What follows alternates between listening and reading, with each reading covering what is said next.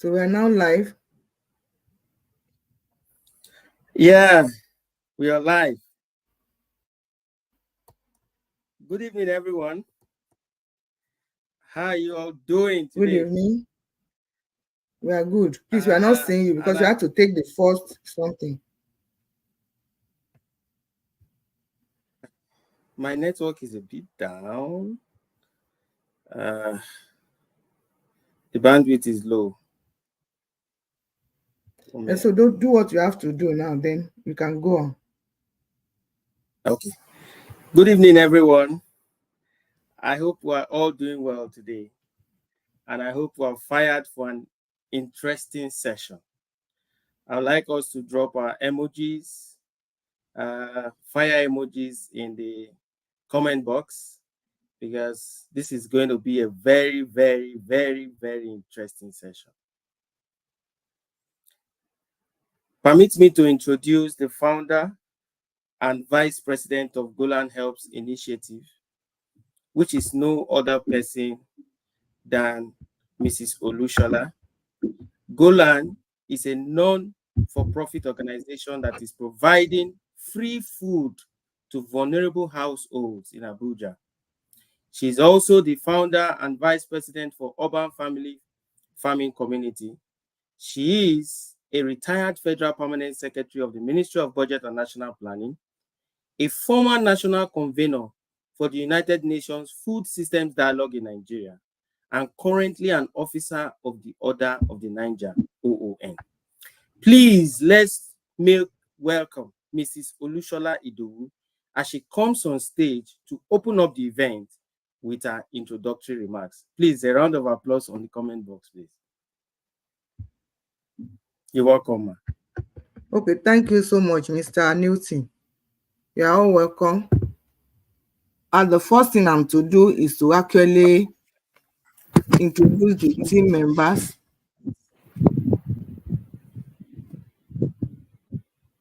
So let me start from Mr. Aziz. In order as we came in, Mr. Aziz is actually a youth leader and has been with us for some time, since when I was the national convener for the food system in Nigeria.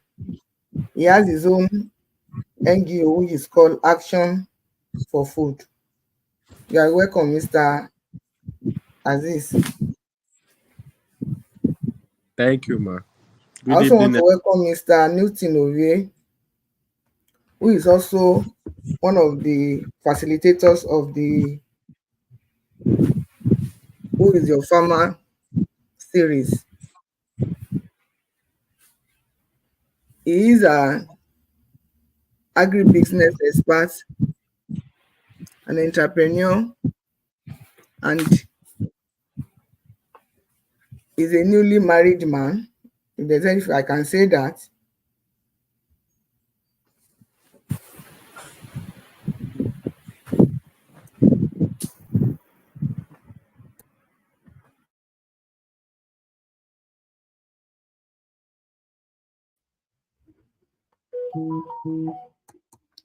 He's newly married and he has been with us for some time now.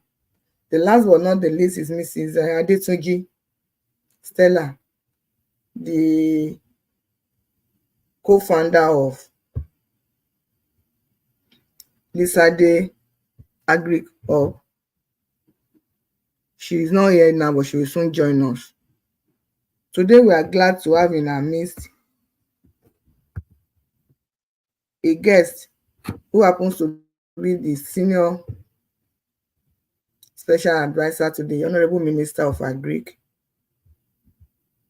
And while we are still waiting for him, let me just take something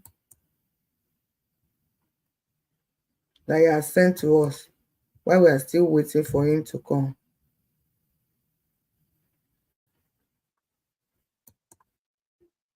Then I'll give my opening remarks. Hello guys, my name is Abdul Malik Manir and I'm here to show you our poultry farm at home.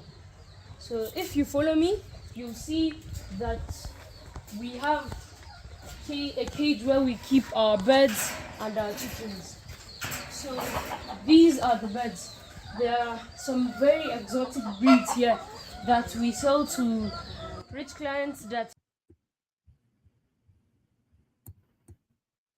And if you look down here, you see some Brahams and normal chickens which we use for protein at home.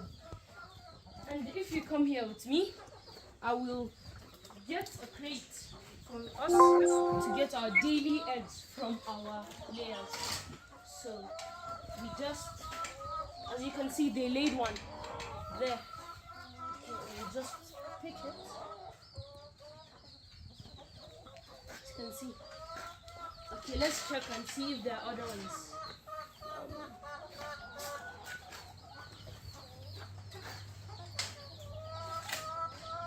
Okay, I don't think there's an egg in here. There's an egg in here. Okay, I see one there. Let me get it.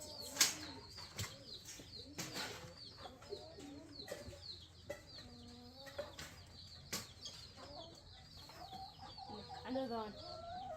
We normally get from 7 to 8 eggs a day from these chickens, which we use them at home. And you have to eat eggs. Thank you. Hi guys, my name is Fatima Zara Manir, and this is our backyard garden, and I'm in charge of the backyard garden. We get our daily vegetables from here because things in Nigeria are now very expensive. So as you can see, they're working here. We're getting ready to transplant the tomatoes, and this is the potato plant. This is apple. This is oregano, and those are the mints. We use mints for our tea, and these are the best mints because it's home. It's planted at home. And as you can see, that's our scarecrow there. Hi.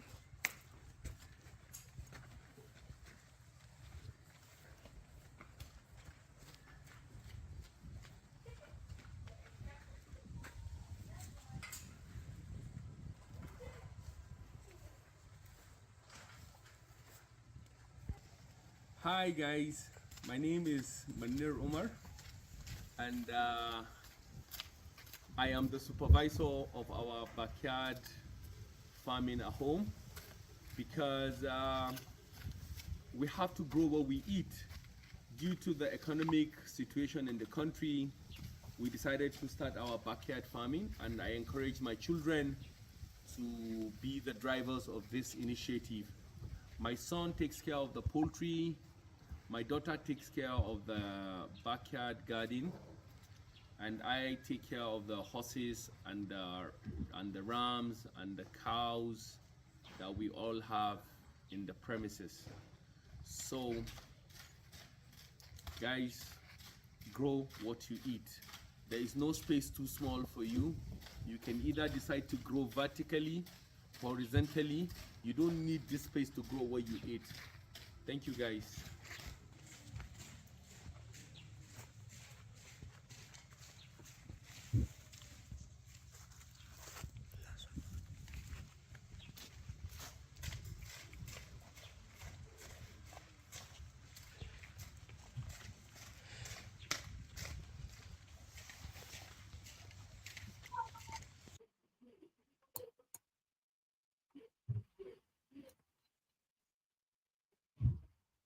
Thank you so very much.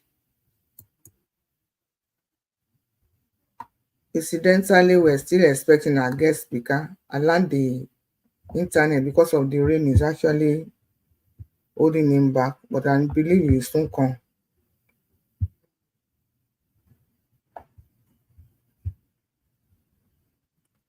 So let me say that we are welcome to this episode 3 of Who is Your Farmer? And we are thrilled to have you join us today as we delve deeper into the world of agriculture and agribusiness. In this episode, we are honored to have with us a distinguished agribusiness expert who will share valuable insights and expertise with us. As we continue our journey to connect consumers with the faces behind their food, we aim to shed light on the importance of understanding the complexities of the agricultural industry and the pivotal role that agribusiness play in shaping our food systems. Our special guest today will provide us with unparalleled knowledge and experiences in the realm of agribusiness, offering us a unique perspective on how innovation, sustainability, and market dynamics intersect in the agricultural sector. So sit back, relax, and get ready to expand your horizon as we embark on an enriching discussion with an esteemed agribusiness expert.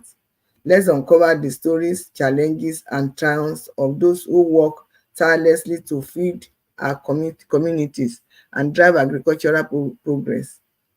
Thank you for being a part of Who is Your Farmer, and let's make it an insightful and engaging episode. Thank you. Once again, you are all welcome.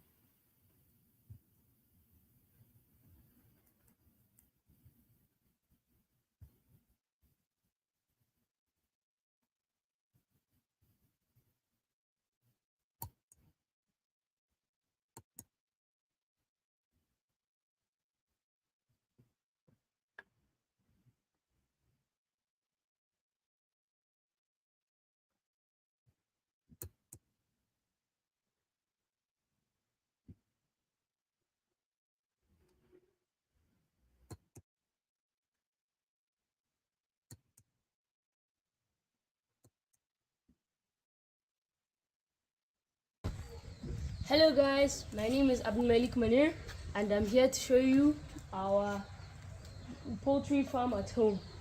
So if you follow me, you'll see that we have a cage where we keep our birds and our chickens. So these are the birds. There are some very exotic breeds here that we sell to rich clients that use them as pets. And if you look down here, you see some Brahams and normal chickens which we use for protein at home. And if you come here with me, I will get a crate for us to get our daily eggs from our layers. So we just, as you can see, they laid one there. Okay, we'll just pick it. As you can see. Okay, let's check and see if there are other ones.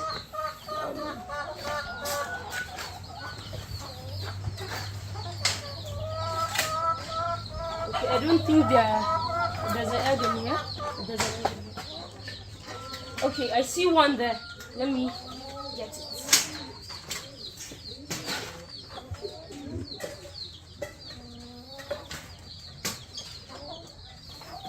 Look, another one. We normally get from 7 to 8 eggs a day from these chickens, which we use them at home. And you know, you have to eat eggs. Thank you. Hi guys, my name is Fatima Zara Manir and this is our backyard garden and I'm in charge of the backyard garden. We get our daily vegetables from here because things in Nigeria are now very expensive. So as you can see, they're working here. We're getting ready to transplant the tomatoes. And this is the potato plant. This is apple. This is oregano. And those are the mints. We use mints for our tea. And these are the best mints because it's home. It's planted at home. And as you can see, that's our scarecrow there. Hi.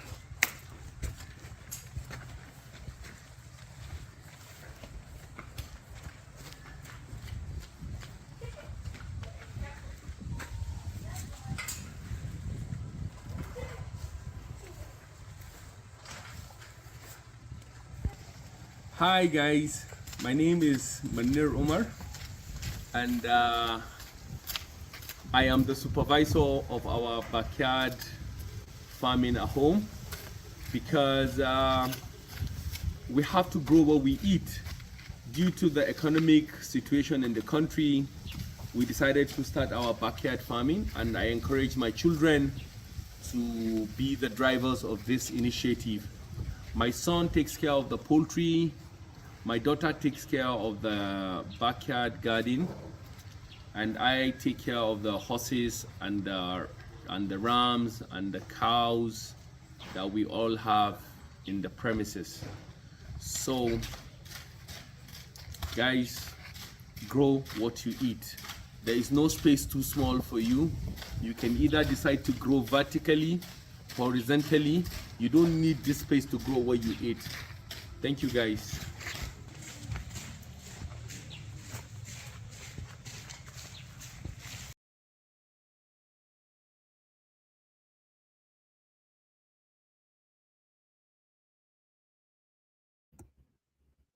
Okay, while we are still waiting for our guest speaker, I want to say that we should start our discussion this week on youth in agriculture.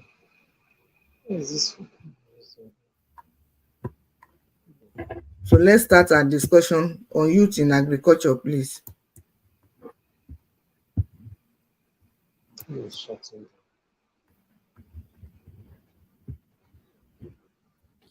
Okay, good evening, everyone. Good evening.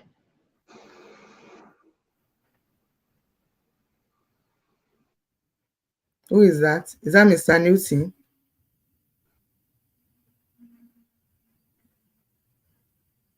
Good evening, everyone. Good evening. Aziz, can you hear me? Are you at the background? Can you hear us? Yes, yes. So yeah. So I know that we are in a situation where young people are, looking at white collar jobs and are disinterested in agri. And of course, we also know that when you look at the average farmer age in Nigeria, it is over 50, maybe. And the population of the country is made up of more young people. So what do you think that we can do first as family people? How can we encourage young people to take up spaces in agriculture in order to, be able to respond to this food challenge that we are having? All right, thank you. So I think the first thing is for us to see how we can continue to do massive reorientation, especially among young people, for them to, understand the food systems value chain. Because when we talk about agriculture, the main thing is usually farming. And so we need to really see how to expose them to the different value chains and make them understand that you really don't have to be on the field to call yourself a farmer. There are different value chains that can actually key into. You can be a processor, you can start adding value to anything the produce. You can be a marketer, you can be, a researcher, you can be an advocate to see how you can, help to strengthen and shape different policies. So that's one angle. The other angle is for us to see how we can make it more attractive to young people. So the eras of O and Cutlass is gone, and we need to start exposing them to different technologies, minimal technologies that would really make the work very simple, easier, and more efficient. We also need to start seeing how we can start introducing them to a lot of packages in the agricultural sector that would really help them understand what they really want to do and also start seeing it as a business. When they start seeing it as a business, they will understand that yes, everybody can actually, thrive in the agricultural sector. And with this, with the different enabling environments that are being created by the government. Even some of them are already doing it.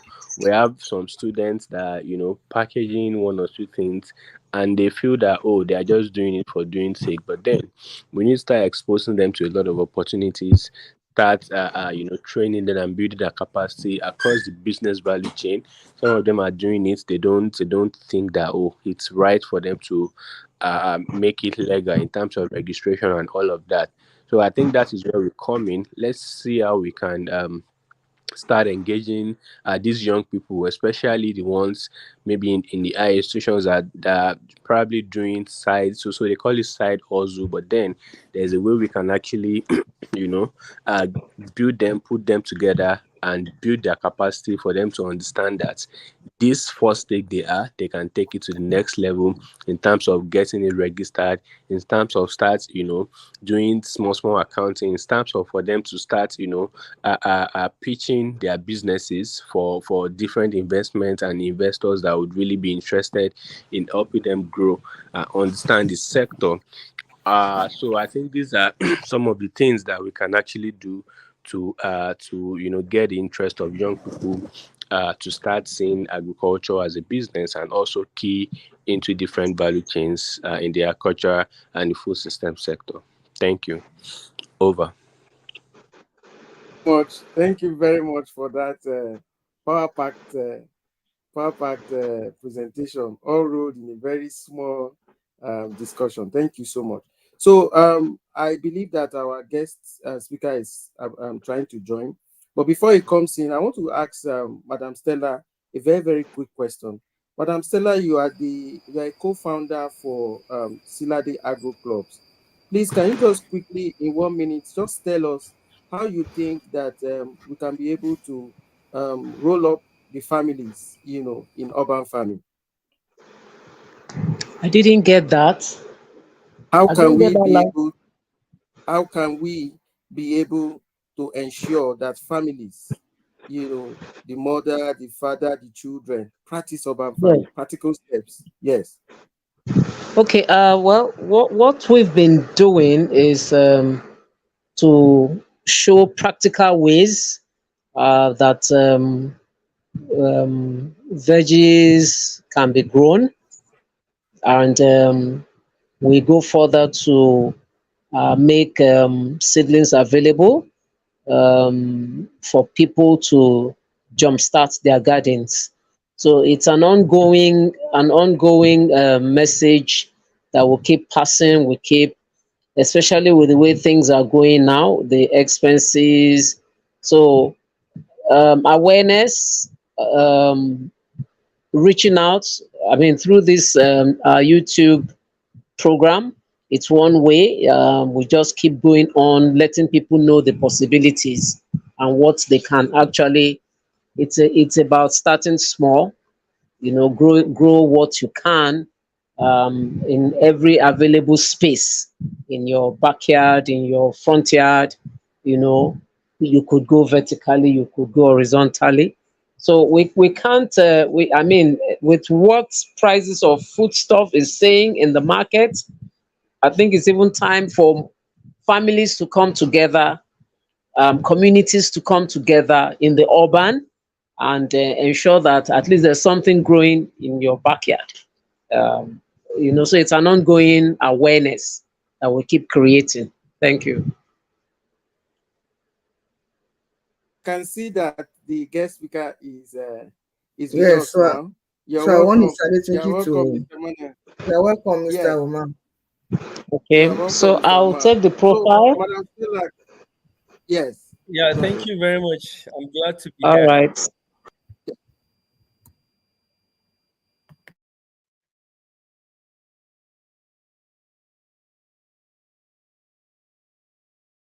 An esteemed agribusiness expert and a seasoned administrator. I'm not sure I can hear Madam Stella again. Okay, can you hear me? She's still there. I'm She's here. there. Can you hear me? Take the profile. Can you hear Okay, me? Yes, we can hear you okay, now. but we can't. Okay. So our guest tonight is Manir Omar, who is an esteemed agribusiness expert and a seasoned administrator with over 15 years of experience in agriculture. Currently, he serves as the special advisor to the Honorable Minister of Agriculture and Food Security on youth and agribusiness. In his role and under his leadership as the Managing Director and CEO.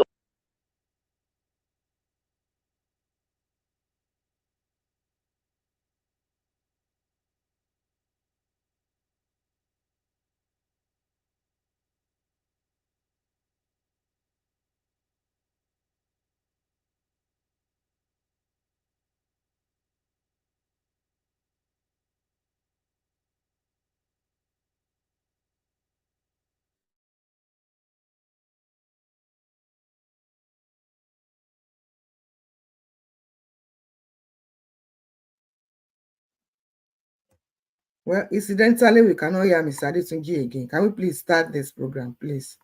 Yes. We cannot hear again. Please, Mr. Newton, please, can you start, Yes. please? Okay. We'll look at his profile later. Let's just start quickly. Mr. Umar, you're welcome, sir. We just watched your videos. We watched your video with your beautiful family. We saw your son. We saw picking eggs. In fact, in one of the cages, he said, "Oh, there's no egg in here. Oh, I can see egg in here." So it means that all the egg intake that you have for your family, you take it right at your backyard. We saw the crops. We even saw him weeding. Oh God, that's so fantastic. Now, since you are already practicing it, in your family, how do you think you can advise others to get involved in urban farming in their backyard, even with limited space? Okay, so good evening, everyone. It's really an honor and my pleasure to be here. I'm always excited when I'm in my space. When I say my space, I mean when I'm in the midst of farmers. It always makes me excited and happy. So it's a pleasure meeting everybody. So going back to your question, yes, my advice to every family is to grow basically the basic things they consume, the basic things they eat. It's not rocket science. We can do it. We have spaces at the back of our houses, so if we can grow the culture of growing what we eat, it will save us a lot of expense, looking at even the prices of stuffs in the market right now. So my advice to families is encourage your children, encourage your domestic staffs if you have any, and you do it yourself. You can all do it. Thank you so much, sir. Thank you so much. So I would okay. So as a follow up to that, when we're reading your profile, we understood that you are the senior special advisor. Your specific role is youth and agribusiness. So I would like to ask you what initiatives or agriculture and food security, what programs do they have to support urban family farming? Okay, so yes, it is my role to advise the Honorable Minister of Agriculture and Food Security, who unfortunately could not join us today. I had wanted him to join us, but due to so many other engagements, he was unable to join us. But I advise him on youth empowerment in agriculture and different types of business models that the country or the government can adopt, based on my own experience. So family farming, there are programs that we have met on ground. The ministry started doing since in the previous administration, and what we've tried to do is to strengthen those programs. I know there are programs for, it's called uh, backyard irrigation program. It's there in the Federal Ministry of Agric, and what they basically do is to support people who are interested in backyard farming with irrigation system that can be used in irrigating their farms during dry season, so that they can have food all year round in their farms at the back of their house. All right. Thank you for that information. I think I would also like to follow up on that to see how we can also um, leverage and benefit from that irrigation facilities for different from for our community members.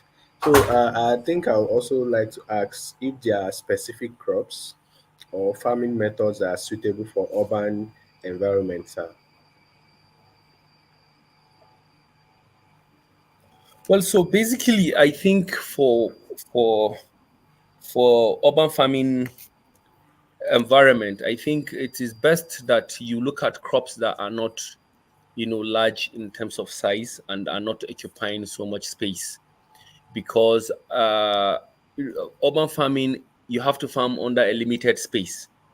So therefore, you need to select your crops, particular crops that are not very bulky, Mhm. in size, and will not occupy so much space and will produce probably better vertically.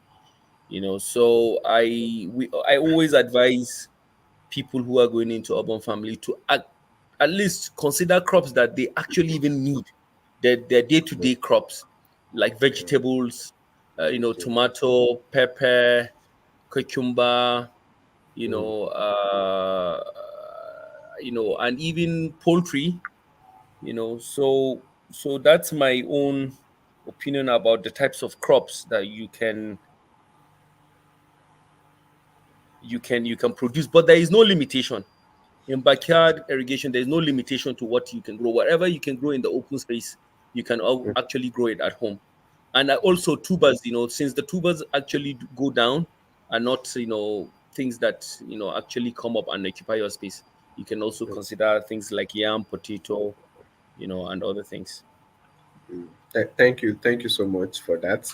And while we were watching the video of your video, we saw how interested and how engaged your children are, and it actually serves as a motivation for me. I feel like giving birth as soon as possible and starts also engaging them. So and I see a lot of work you've actually done in terms of making them get feel more interested and more relaxed doing these things even when you are not around. They are very comfortable doing it. So how can we engage and educate, or how can urban family engage and educate their children about the importance of farming and food security? Looking at how you've been able to make sure that your children feel interested, and if they even the sense of ownership alone. So how do you advise that they can actually go about educating their children on the importance of farming and food security? But okay, so there's this saying my dad always tells me, that when I started giving birth, I always go to him because he's a psychologist. So he deals in human behavior, and I feel he has done well in raising us up. So I always go to him to ask him for advice on how to raise my own kids. Tips, if there are any tips he can give me. So he always tells me that the best way to educate a child is do it yourself. Whatever you want your child to do or to grow up doing, the best way to teach him is by doing it yourself. So I have been a farmer for quite some time, and since when they were kids, since when they were much younger, babies, toddlers, I always take them to the farm. Before we were privileged to have, a backyard farm or space where we can cultivate our own backyard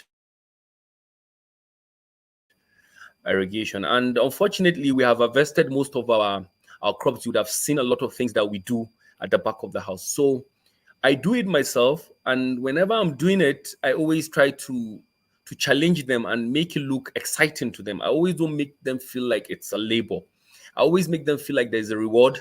The things they harvest in the farm, I purchase them for our household, because like the poultry, my son has. I try to limit the number of birds he has because he keeps telling me he wants to expand, but I always limit it to what we actually need in the house. So he always keeps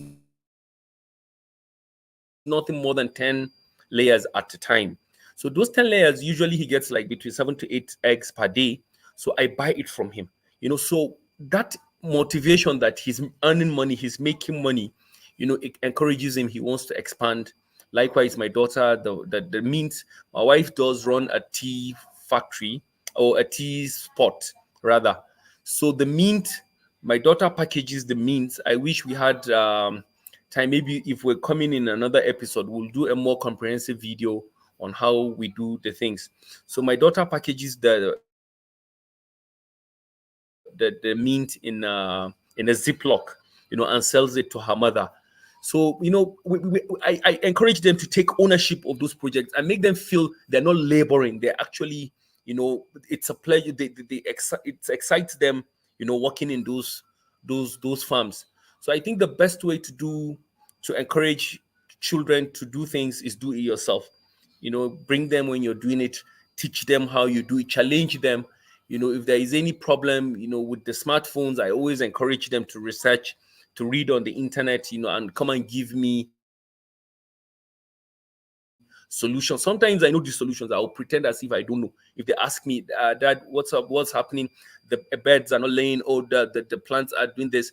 We have a plant app, that actually diagnoses these different types of diseases, and it's on our mobile phone.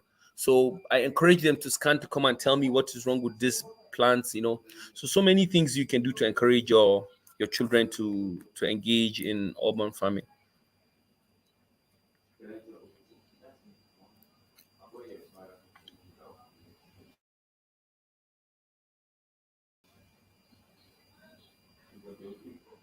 Are you there?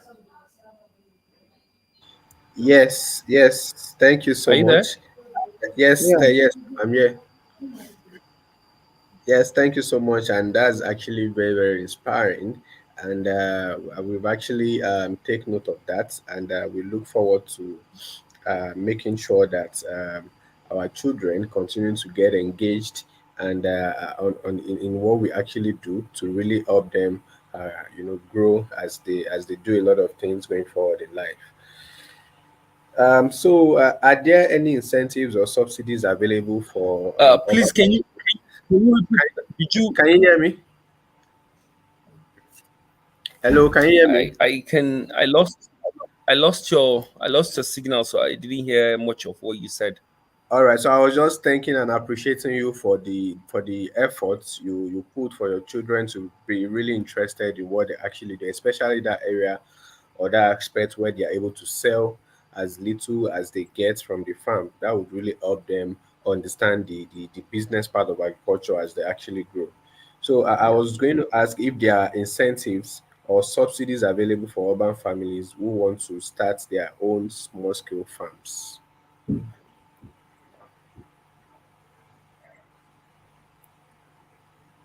Okay. So I wouldn't say there are subsidies for urban family planning, but there are family farming, but there are a lot of subsidies within the ministry and different departments of the ministry.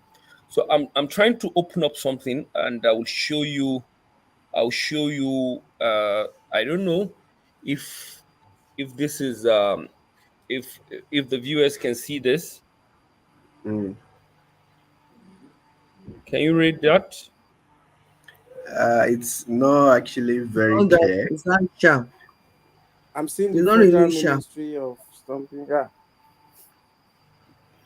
Okay, so I will share that document Okay.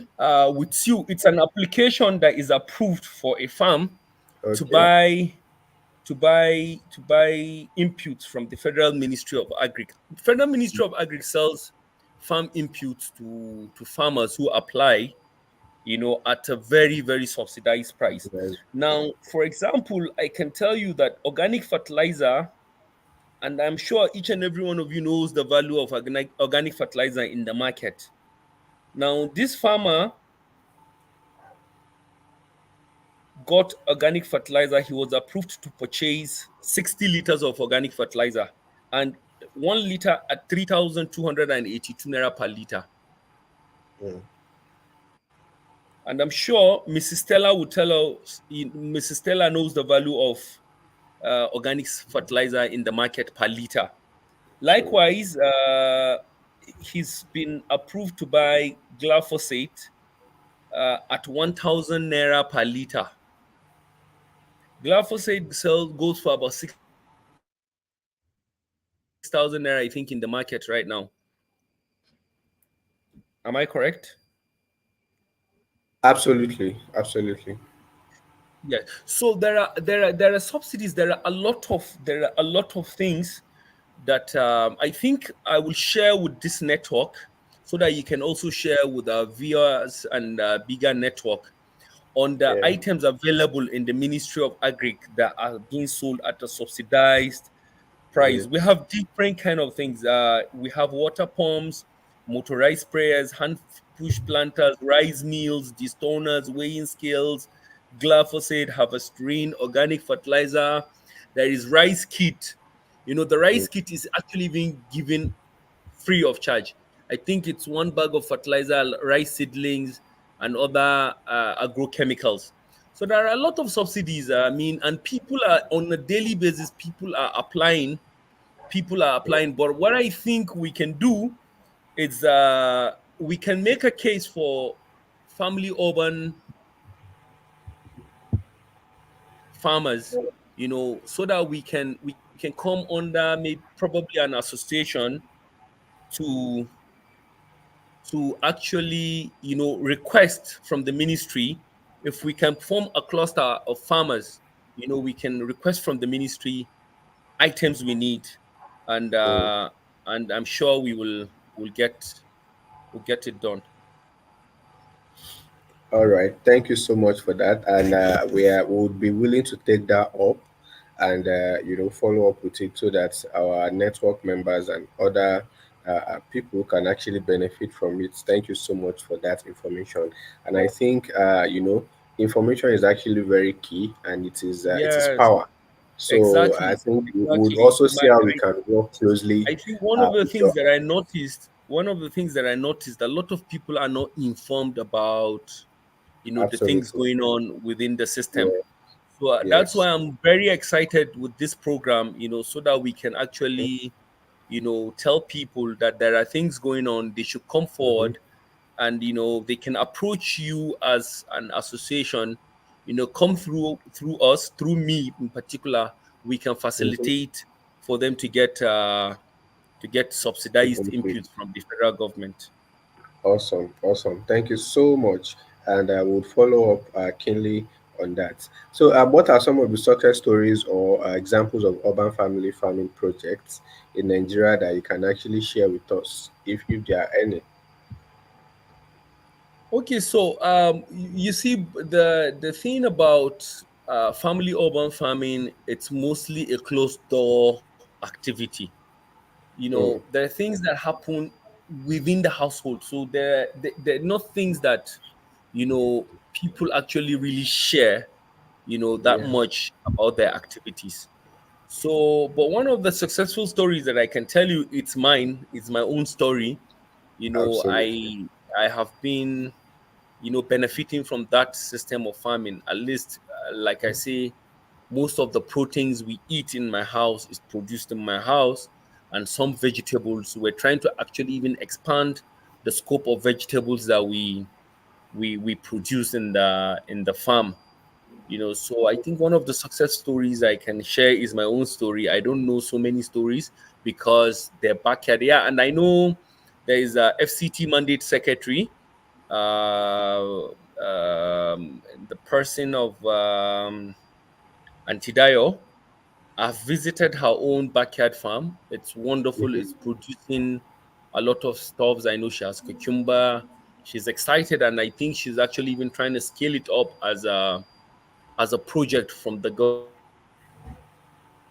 government, ends of it. So these are two people that I know, two families that I know are doing well in urban family farming. Thank you very much, sir. Thank you so much for that success story thus far. Thank you so much, sir. I can see that for you, you have been able to gather some sort of training. Probably you've had access to some resources. You mentioned the plant app now, which you're already even teaching your children intentionally. So I would like to ask you, sir, how do you think urban farmers in Nigeria can actually access such training that you were able to access, resources, and maybe support networks to enhance these their farming skills and knowledge that we are asking them to do?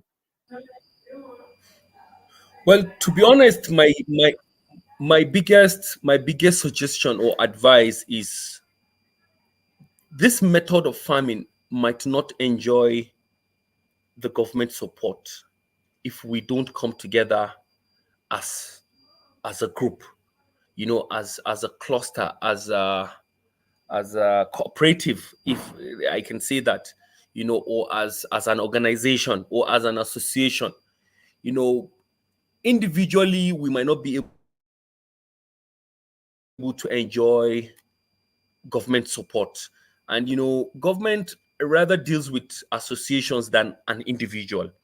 So my advice is, let's strengthen our associations.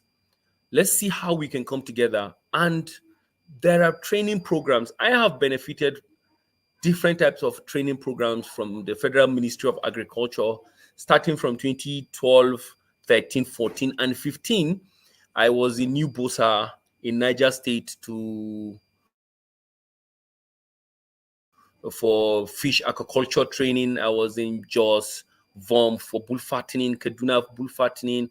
Even across the globe, I have traveled, sponsored by the ministry and other development partners, for training, farm management training in Brazil. I've been in Brazil for 6 months for farm management training, and different kind of trainings I have benefited. But we formed an association that is called Association of Nigerian Agricultural Entrepreneurs, which is called Inagropreneurs. If any one of you remembers, in 2014, there was a youth empowerment program that was launched by the Federal Ministry of Agri that is called YIP, Youth Employment in Agriculture Program. So after the launch of that program, we formed an association and we enjoyed different kind of, support from the government, financial support, grant, loans, and trainings, and which basically is what we're actually trying to replicate now. We're developing youth empowerment program, a national youth empowerment program under the leadership of the Honorable Minister of Agri and Food Security. He has tasked me with the responsibility of developing a national youth empowerment program, because we made all this while we were trying to study why the youth empowerment programs have failed. Various youth empowerment programs have failed or are not successful. So we realized that there is a blanket approach to the policies or to the programs. If the government is saying, "Oh, we're rolling out a youth empowerment program, we're giving youth this A, B, C, and D," to all the youth, or not considering that the youth in Niger Delta, their needs are different from the youth in Kebbi State or in Northwest or Southeast or South. So we have always had the blanket approach, but this time around we're trying to target, we're doing needs assessment, every region or every state. What are your basic needs? Where do you need intervention? How are we going to intervene? So then we'll have a national, youth empowerment program. So I think, let me not deviate so much from the question which you have asked about the supports, and the benefits that urban family farmers can get from the government. There are a lot we can do, but we have to come together. If we come together, we will be better, than individually.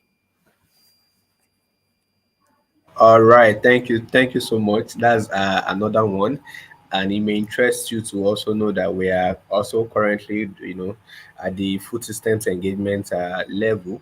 We are currently working on a mapping activity to identify young people working in the food system space, and I think that that would also add value to what you are also trying to do. Of course, more collaboration is required, and we look forward to working together with you on this laudable initiative. Back to urban farming and all of that. So are there plans or strategy in place to promote sustainable and organic farming practices in urban areas? Because we are familiar with the rural areas and all of that, and people still believe that not a lot of things can really not be done in the urban communities. Are there plans or strategies in place to make sure that, or to promote sustainable and organic farming practices in the urban area? Well, as far as I know that the ministry is encouraging a lot of organic farmers associations. I know there have been series of meetings with different associations that are promoting organic farming, and hence the procurement of organic fertilizers from the ministry. The ministry is actually giving out organic fertilizers at a subsidized, prices, so that they can promote, Mm. organic farmers. And I know there are units within the Federal Department of Agriculture (FDA) that is actually promoting organic farming. Mm. Mm. Thank you so much, Mr. Thank you Newton. Are so you much, sir. Yes, I'm here. Thank you so much. Thank you so much. Quickly, I want to ask you, sir, judging from what I see in your farm, especially from that video, I see that the birds are doing very, very well. See them very fat, you know. They're doing very well. Even the some of the crops that we saw your daughter showing were doing very well. So how do you have some tips or guidance for those that are doing backyard farming? How can they be able to maximize their yield and productivity, such as yours, in limited spaces? Well, so I think everything has to start with preparation. How well you prepare your land, it's and planning, preparation and planning. So the success of whatever you're going to do depends on how well you plan and how prepared you are. So in the crop aspect, your land preparation is very, very important, and fertilization of your soil. So you see, we are doing a backward integration of the of the family backyard farm. The vegetables we produce in the farm, when we're done, maybe like the cabbage or the cucumber, the waste is being chopped, and they're fed to the birds, and the birds, yes, and the waste from the birds is being used to fertilize the soil that produces the food. So there is a backward integration, and it saves you, a lot of cost, because we don't use inorganic fertilizers. Everything we're using there is purely organic. and the only inorganic or the only non-organic feed we use is for the layers, because personally at home here to see if we can feed our birds organically to produce those number of eggs. So we realized that every time we try to feed them pure organic feed, they don't produce as much as when they're fed with the normal commercial layer feed. So that area we're still, so but basically it's all about planning, knowing if you have a particular crop of preference, you have to go through all the methods, all the appropriate steps, from seeds, from seeding your seeds, transplanting, to growing. Selection of even seeds is actually very, very important. So I would say everything about urban family farming and any kind of farming, it's about planning and preparedness. Very much. Thank you very much, sir. Planning and preparedness. Very, very key. Sir, I remember you talked to us and you said that one of the things that encourages your son in, the poultry farming is that you buy the eggs. You said you get about 7 to 8 eggs per day, and you buy it off him. And he's even talking about expanding. So it means that if there is access to, you are providing access to markets directly from your small farm. So, and that is even encouraging him to expand. So for urban farmers that do not have maybe stores in markets, access to market may be a problem for them. So what are some of your recommendations for urban farmers like that? Because they may not be able to consume all at home. So what are some of the recommendations to sell their produce effectively?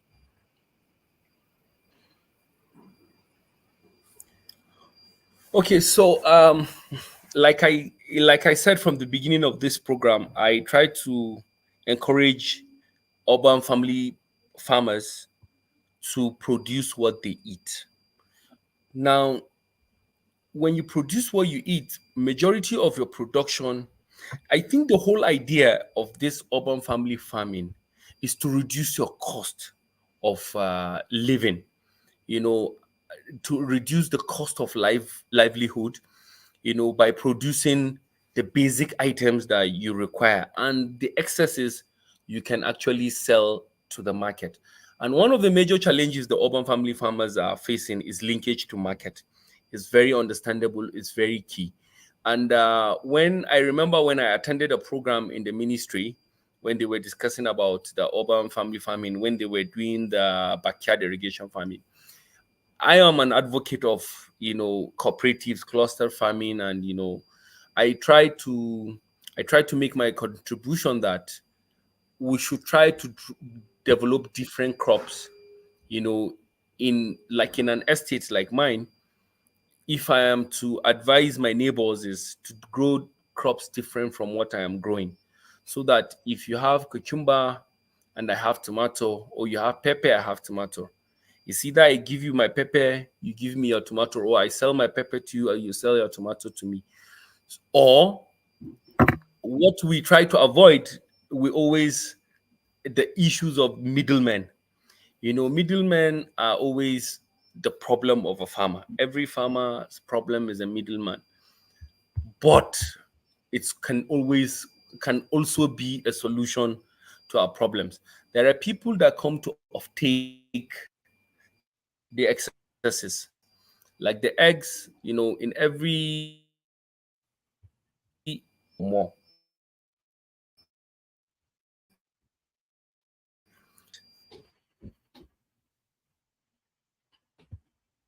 And he goes to my son. So I think you have to actually also, when you're planting or you're planning to plant, you need to target the environment where you are. Try to grow things that you can actually easily sell. Or is there a restaurant around their house? What do they need? They need tomatoes every day. They're making salad. They need lettuce, they need cucumber, they need green pepper. So grow things that you can actually sell. Just don't grow things just for the sake of I'm growing, or I'm just trying to do an urban market farming, because one of the biggest challenge to this urban family farming is market access to market. So that's my little advice and my little suggestion. Most importantly, grow what you're going to eat by yourself, because if you're eating it, that means you're your number one customer. You're probably the money that you're supposed to go to the market to buy those items, you're buying it from your own farm, so you're consuming it. So you see, it gives you the ability to save some money. So not necessarily, going to sell, those items. And if you're trying to grow a commercial farm, if you're doing it commercially, then you have to plan who is your targeted market. You just don't grow what you don't know what to sell. That's one of the major mistakes people are going. They just go into it because Mr. A and B is doing it and they also want to do it. But what's at the planning? That's why I said the planning stage is very, very important. Because if you plan it very well, you will always have, a market for what you have planned properly. Thank you. Okay, I want to say a big thank you to you, Mr. Umar. You have done really, really well. Even though we started a bit late, but you have made up for the time. So at this point, I want to ask, do we have anybody in the audience asking questions? Because I have a question here to ask. Okay, please, if you want to ask question, just type it in the comment section, then I will take it. Mr. Umar, please, can you answer this question? How does the Ministry of Agric and Food Security support urban families in accessing land for farming purpose in the FCT? Come again, please. How does the Ministry of Agric and Food Security support urban families in accessing land for farming purposes in the FCT? To be honest, I wouldn't say, because you see, Federal Ministry of Agric actually has very little involvement in procurement of lands. Lands are properties of the state, and maybe the federal government reserves areas that is probably done for projects, maybe big projects like that, community projects and all that. So where we're really concentrating on right now in the ministry is supporting, the production. If the lands are available, we support, the cultivation of those lands. But we have a Department of Land Resource. I think I would rather channel this question to that department, and if I can get an appropriate answer, if there is any channel that the federal ministry can intervene in terms of acquiring land or making provision for land, we will I will get back to you on that. Thank you, Mr. Umar. Well, let me say this, that because I can't see any comments now, that we are going to be partnering on so many issues. We have made mention of the fact that the ministry does encourage people by giving them, by selling farm equipment at a reduced or at a subsidized rate. Did I get that you right? Yes, ma, that's right. So we're going to be partnering on that. And like you said, we are trying to actually form a community of urban family farming. Fantastic. Farmers. Fantastic. So by the time we form that community, we can now, at least we know we have somebody inside who can assist us to get some of the things that they will need.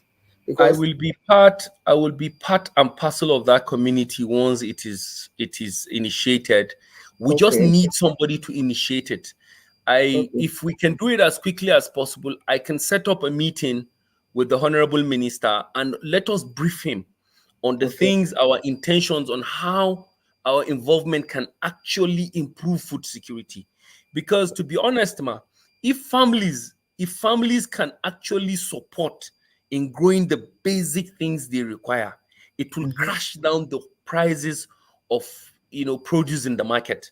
For example, a basket of tomato, I think, is currently over 150,000 naira now.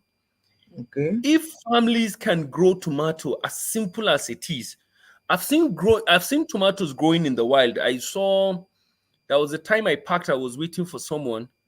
I saw this water channel, the water channel, this wastewater channel, Okay. from the backyard of somebody. The tomatoes were already growing, and that he didn't even know he has abundance of tomato because it was at the back of his house, and the entrance of the house is on the other side of the Right. road. So he probably didn't even know he had wealth behind his house. Lush green, beautiful tomato already. The balls are so big. And I was wondering, see some people struggling to buy tomato in the market, see tomato here growing in the wild.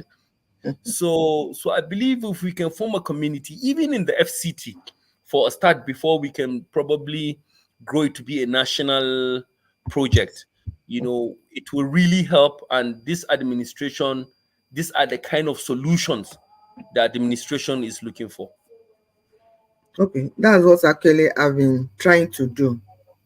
Like I told you, I was the national coordinator for the food system dialogue in Nigeria. And after that, we came up with so many uh, transformable issues that we have tried to package it now, handed over to somebody who has continued to do that work.